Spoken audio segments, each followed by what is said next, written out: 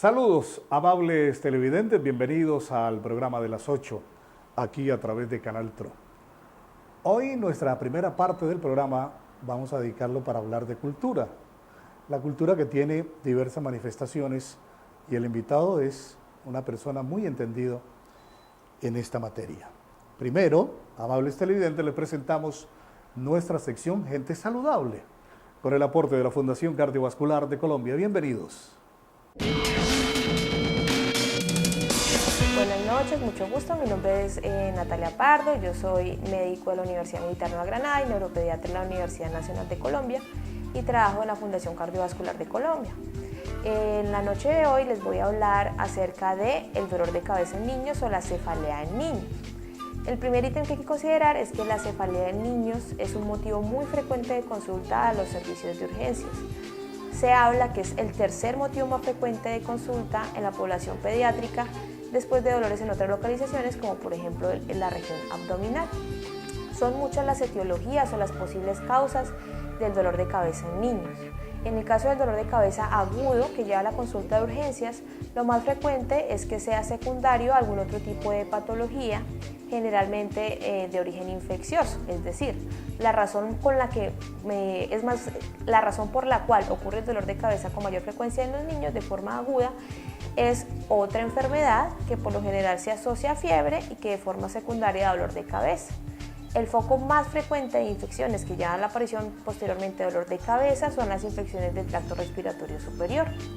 Otras causas menos frecuentes de dolor de cabeza incluyen, en segundo lugar, las cefaleas de forma crónica, agudas o recidivantes, donde se encuentra la cefalea tipo migraña y las cefaleas de vía tensión, que son mucho menos frecuentes en niños. Afortunadamente, otras causas de dolor de cabeza o de cefalea de gran severidad o de mal pronóstico en niños son menos frecuentes, como por ejemplo los dolores de cabeza atribuidos a hemorragias intracraneanas o a tumores intracraneanos que rara vez se presentan de forma aguda. Muchos de ellos tienen un curso que es más crónico. Hay ciertos signos de alarma que deben ser considerados cuando un niño tiene dolor de cabeza. Esos signos de alarma le llamamos banderas rojas de la cefalea. ¿Cuáles son? Primero, que el dolor de cabeza se acompañe de alteración del estado de conciencia. Si el niño está somnoliento o está irritable, es una indicación para consultar inmediatamente urgencias. Segundo, que sea el peor dolor de cabeza que el niño ha tenido en su vida, que sea fuerte, que lo haga llorar. Tercero, si el dolor de cabeza se acompaña de otros síntomas como por ejemplo convulsiones o lo que yo les había mencionado de la alteración del estado de conciencia. Cuarto, si se asocia a algún otro tipo de déficit desde el punto de vista neurológico, como pérdida de la movilidad en alguna parte del cuerpo, por ejemplo, es una indicación clara de consultar a urgencias. Si bien en los niños es posible que exista el diagnóstico de migraña, que es una cefalea crónica, o sea, es un dolor de cabeza que es recurrente y recidivante, en los niños siempre debe ser considerada como una patología de exclusión. Esto quiere decir que uno debe estar seguro que el niño no tiene ningún otro tipo de enfermedad antes de poder atribuir el dolor de cabeza a una migraña. Además de esto, la migraña la vamos a ver con mayor frecuencia en población de adolescentes, sobre todo mujeres. Cuando hay casos de migraña en niños más pequeños, puede ser algo más frecuente incluso en hombres que en niñas, pero como les digo, siempre debe ser un diagnóstico de exclusión. Es decir, todo niño pequeño que tenga cuadros de dolor de cabeza fuertes, intensos o que repitan en el tiempo, debe recibir atención médica especializada para verificar que todo se encuentra de una forma adecuada. La Fundación Cardiovascular estamos abiertos a cualquier otro tipo de duda a futuro. Que estén muy bien. Regresamos, amables televidentes. Está con nosotros esta noche el ingeniero Luis Álvaro Mejía Argüello. Durante más de 34 años tuvo la librería Las Tres Culturas, pero es un hombre muy entendido en este tema de la cultura aquí en nuestra ciudad capital. Ingeniero, buenas noches, bienvenido. Buenas noches, Uli, muy amable por la invitación.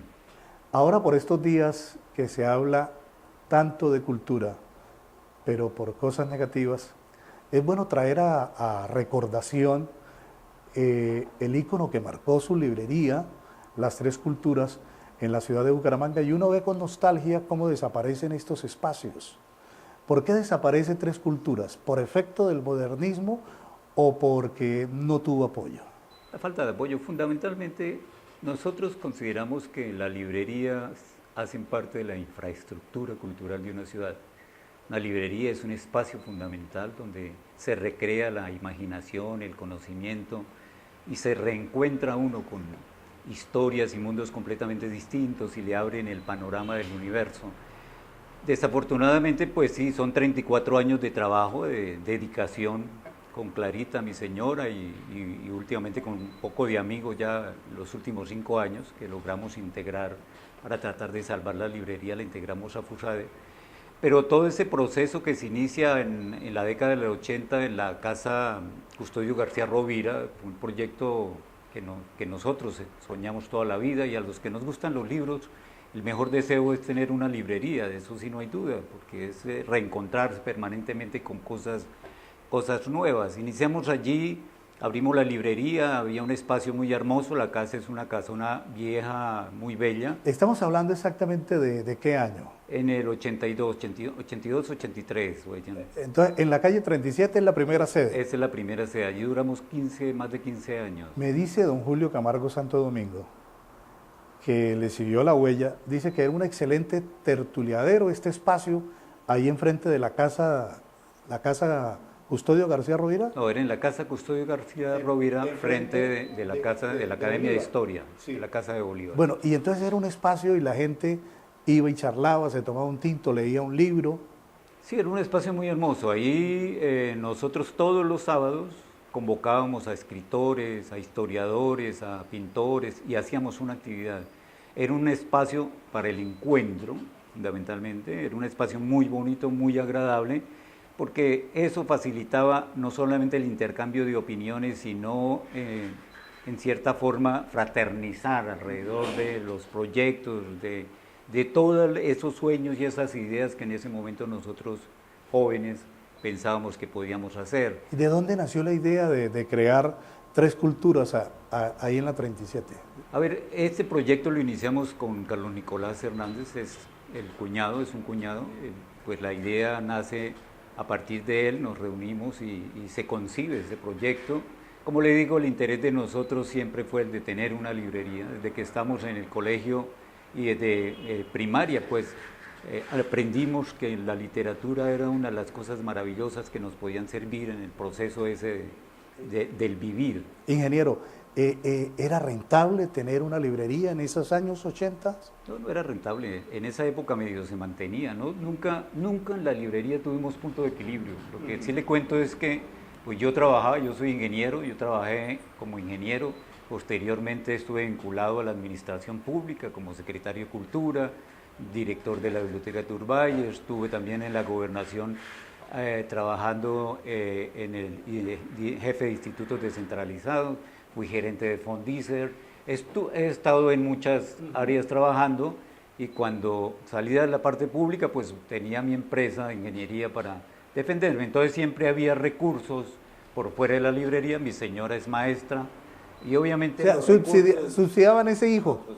Era un hijo especial que teníamos nosotros, que para nosotros tenía una gran significancia, ¿no?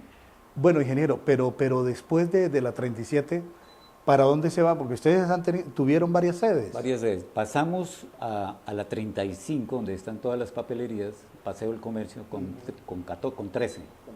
Ahí duramos muy poco tiempo porque fue un error habernos metido en ese sector, ¿no? Un sector un poco difícil. Poco espacio, ¿no? Sí. Y de ahí sí nos fuimos para la 35A, cerca a Cuarta Etapa. No, a Cuarta Etapa. Inicialmente en la 35 con 42, no me acuerdo bien. Pero es frente a Cuarta Etapa. De ahí, posteriormente, pasamos a la tercera etapa, en el corredor, que hay al fondo una cafetería. Intentamos hacer unos acuerdos con los dueños de la cafetería para mantener tertulias, pero no fue posible, entonces duramos un tiempo ahí también y terminamos en el cuarto piso, en Cuarta Etapa, que fue la última sede que tuvimos. Bueno, ¿y qué clase de libros? ¿Eran libros técnicos o era literatura o era de cierta rama los libros? Sí, tenía una especialización, ciencias humanas. Nosotros trabajamos mucho literatura en todas las áreas, ensayo, poesía, cuento, novela, todas esas áreas de literatura, pero también teníamos historia, filosofía, antropología, todo lo que tiene que ver con ciencias humanas. Esa era la especialización de la librería, por el gusto de todos nosotros, de todos los amigos que giraban alrededor de este proyecto. ¿Por qué decidieron ustedes darle los santos óleos a Tres Culturas? Nosotros hace 5 años nos traímos la librería para la fundación, para la sede de Fusader, en un acuerdo que hicimos con todos los socios de la fundación para tratar de salvar la librería. Le invertimos unos pesos para remodelar la casa y nos trajimos la librería, porque pues ahí tenemos cafetería, teníamos auditorio y es un centro cultural. Y consideramos que era una posibilidad muy importante para poder salvar la librería. Todos estuvimos de acuerdo, nos metimos en la carreta esa, pero desafortunadamente a pesar de la dinámica que generamos, de la dinámica cultural que tiene la fundación, no fue posible empujar, sacar adelante. Y ya las condiciones económicas ya le tocan a uno más, estábamos perdiendo mucha plata. Nosotros cerramos la librería con unos pasivos de más de 30 millones de pesos, entonces eso no tiene ningún sentido de ser. Ahora ya, además, pues las posibilidades de acceso a través de internet y a través de las redes a literatura, y Amazon le manda a usted su libro y se lo manda muy barato, y sin tener tampoco el apoyo oficial, sin entender el por qué. Por ejemplo, no le compran instituciones públicas o universidades o colegios, apoyan a las librerías, ¿cierto? Sí. Que debe ser casi una obligación. Si nosotros sabemos y entendemos el significado que tiene una librería, aquí no pasaba. Encontramos algunos apoyos en algunas instituciones, pero no fue posible para sustentar todo el proyecto. Permítame, ingeniero Álvaro. Hacemos una pausa, amables televidentes, y ya venimos.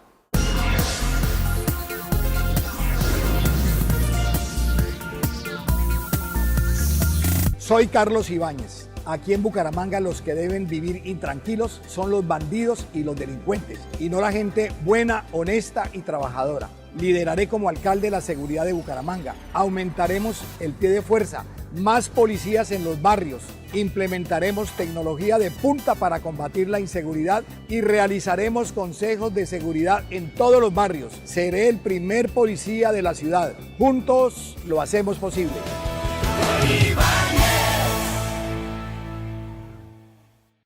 Quiero decirle a todos los santanderianos que el mejor diputado que ha tenido la Asamblea Departamental es Roberto Esmalbach, y por eso debemos reelegirlo. Porque soy el único diputado de la oposición. No me entrego, no me rajo, no me vendo. Acompáñeme con el Polo 51. Con Leonidas podemos más. Compra 100.000 pesos en productos de marcas patrocinadoras y gana mientras vas mercando. Participa en la rifa de un apartamento tipo H Cajazán Zafiro en Piedecuesta. 260 bonos de mercados de 100.000 pesos. Porque con Cajazán Mercando vas ganando. Aplica condiciones y restricciones. No acumulable en otras promociones. Autorizado Sociedad Pública de Capital Departamental. Vigilado Supersubsidio. Tú abres la llave y tienes agua potable. Ellos tienen que ir a buscarla al río. Tú vas al trabajo por vías. Ellos van a caballo por trochas. Y los niños tienen que caminar kilómetros para llegar a las escuelas. ¿Te das cuenta? La ciudad está en deuda con el campo. Vamos a llevar la tecnología. Vamos a devolverles lo mucho que nos han dado. Por eso sé que cuento contigo.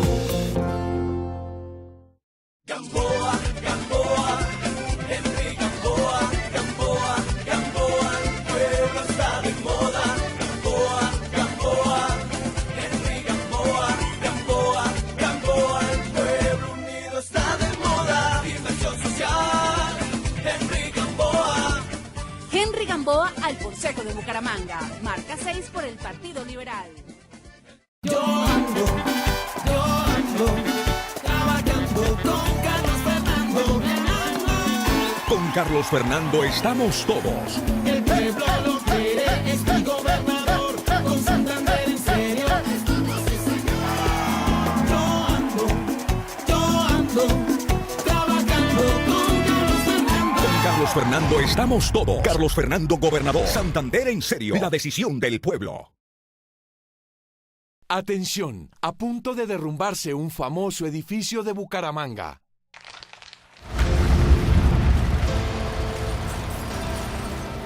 Con con la plata que la corrupción le roba a Bucaramanga, podemos construir otra Bucaramanga. Podemos construir 20.000 hogares con un plan realista y posible y totalmente al alcance de las personas que más necesitan una vivienda propia. Ingeniero Rodolfo, alcalde. Juntos podemos hacerlo.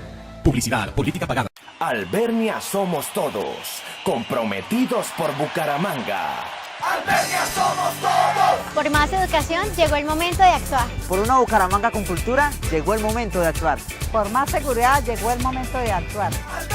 Albernia somos todos. Llegó el momento de actuar. Llegó el momento de actuar. Por una vivienda digna llegó el momento de actuar.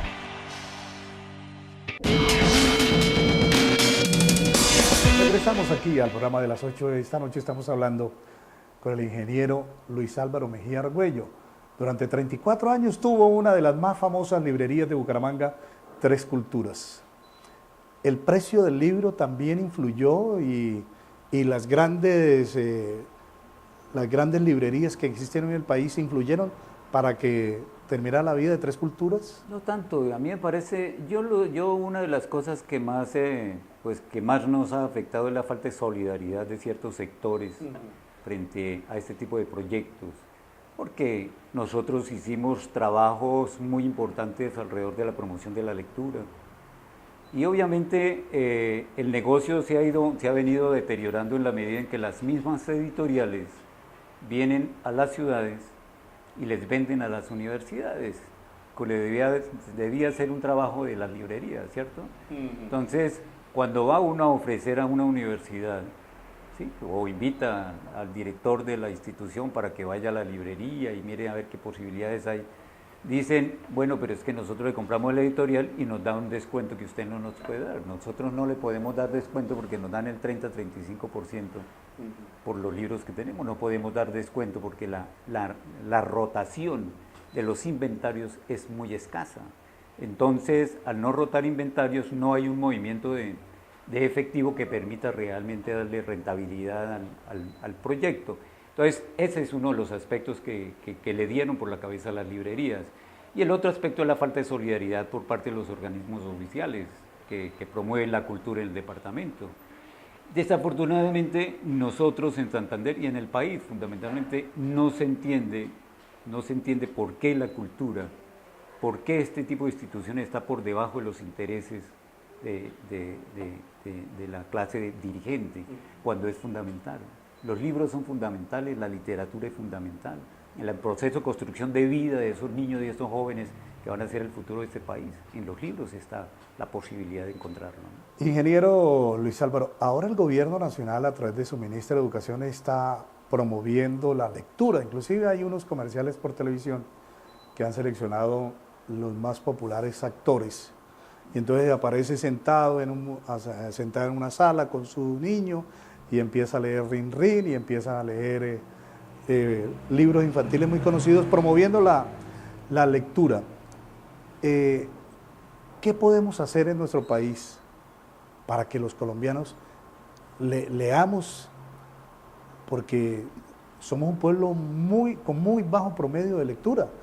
Los que tenemos que leer libros técnicos, difícilmente lo leemos, pero la literatura tiene muy bajo consumo en nuestro país. Hace pocos días Perú anunció disminuir los aranceles para que los libros bajaran de precio. ¿El precio del libro también influye negativamente? Claro que influye negativamente, pero ha habido propuestas interesantes de ediciones muy económicas, con autores excelentes, pero la gente desafortunadamente no hay interés.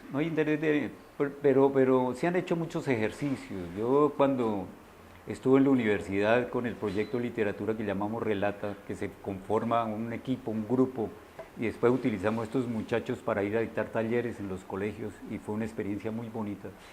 Se da uno cuenta de la receptividad que el sector educativo tiene a ese tipo de proyectos. Lo que pasa es que no se le dan los instrumentos necesarios para que generen dinámicas que permitan realmente que el niño vaya al libro. Entonces, la ministra, pues sí, ellos han hecho muchas campañas, han hecho muchas cosas, pero hay que mirar, es sentarse en lo regional, mirar a ver cómo podemos, pues el ministerio en eso, yo no me quejo, pues fundamentalmente el Ministerio de Cultura ha tratado de hacer unos buenos aspectos y ahora a través de la Biblioteca Nacional y el Ministerio de Educación, con el Ministerio de Cultura vienen coordinando proyectos de bibliotecas públicas y tienen los muchachos que eran de Relata, que salieron ya graduados de la UIS, están trabajando en eso y han servido de promotores, gestores culturales, promotores de lectura en varios municipios de Santander y del país. Y esa dinámica se tiene que seguir consolidando, que era lo que faltaba. Entonces el ministerio ya está preocupado porque es que hay un problema supremamente grave, es que los estudiantes no saben leer. Y en la UIS hay unas situaciones, ingenieros que no saben escribir una carta, no saben escribir un informe. A uno le da vergüenza, yo soy ingeniero, pero pues tuve la fortuna de estar pegado a la literatura, tengo otra visión del mundo completamente distinta, pero hay ingenieros que desafortunadamente no.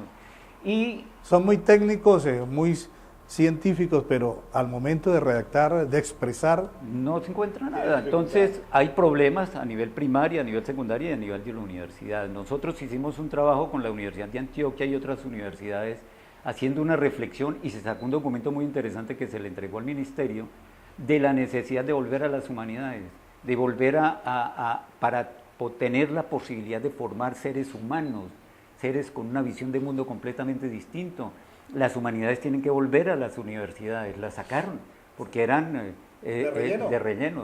¿Sí? Y ahorita todo el mundo está pensando, porque pues la situación que está viviendo el mundo, la deshumanización, ¿cierto? Sí. La falta de ética, la falta de principios, que eso se ha acabado es por eso, porque no hay una formación cultural, no hay una formación que realmente es ese ser humano transparente. Y va en detrimento de la misma sociedad, porque antes era muy chévere la vida, en los colegios lo ponían a leer uno poesía, lo ponían a uno a declamar, y venían esas cartas y esas dedicatorias del hombre hacia la mujer para conquistarla. Ahora la conquistan, imagínense, con un reggaetón. Pero le pregunto por último, porque se nos termina el tiempo, ingeniero. Usted es ingeniero electrónico de la UIS, electricista de la UIS. Usted fue secretario de Cultura departamental, fue director cultural de la UIS, cumpliendo con gran éxito el Festival Internacional del Piano, entre otras actividades, director de la Biblioteca Pública Gabriel Turbay. ¿Qué opinión tiene que tenga que acabarse Abra Palabra? Y le doy este ejemplo, el Ministerio de Cultura le mandó 13 millones de pesos a la Abra Palabra y le dio 26 millones para el encuentro de Colonia. Los dos son eventos culturales importantes. Yo no estoy en contra del encuentro de colonias, pero al uno le dan 26 y a este le dan 13 millones. ¿Qué opinión tiene que se acabe Abra Palabra? Bueno, me parece gravísimo, ¿no? Todo lo que sea terminar con procesos, con proyectos culturales es supremamente grave para la región. Hay que consolidar esos procesos, hay que reforzar ese tipo de procesos, porque no es solamente Abra Palabra. Nosotros en el Festival de Piano muchas veces no encontrábamos el soporte oficial para ese tipo de proyectos, pues teníamos ya amarrado el ministerio, nos entregaban, el festival vale más de 200 millones de pesos, nos entregaban 30 millones de pesos, pero obviamente pero había que hacer una gestión muy importante con otras entidades, con entidades privadas y entidades públicas, porque la universidad no podía soportar es una universidad pública, pero también tiene más de 30 años con un proyecto que ha sido fundamental en el proceso de consolidación del proyecto musical en Santander. Entonces no podemos, lo que tenemos que acentuar la posibilidad de que aquí hayan todos los festivales de la cultura y la plata de la cultura, como la plata que tenemos de la estampilla, no se vaya para otros saberes. La gobernación maneja, hay recursos, hay muchos recursos, pero desafortunadamente la cultura como la educación siempre son los pobres en el paseo, ¿cierto? Entonces lo que necesitamos es que la gente que entre a administrar pública tenga sentimientos, quiera realmente el proyecto cultural y considere que la cultura y la educación son fundamentales en los procesos de construcción de sociedad. Ingeniero Álvaro Mejía, le agradecemos mucho su presencia esta noche aquí en el programa de las 8. Una pausa y volvemos.